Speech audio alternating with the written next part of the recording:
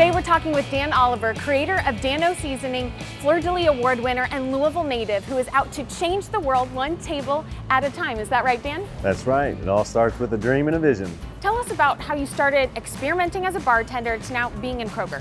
Well, I always had this recipe in my back pocket, and I always used to put it on chicken. So I would season some chicken and bring it into where I was working, give it to customers, give it to coworkers, and one day a customer said, "That's the best chicken I've ever had in my life. Why aren't you selling it?" My light bulb went off and said, "I'll call it Dan-O's."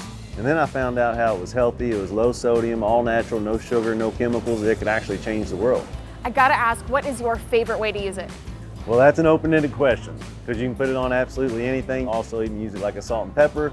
But if I had to refer to one recipe, I'm going to say the original chicken recipe that is actually on the bottle. You can find Dan-O's at your regional Kroger or go to danoseasoning.com to learn more.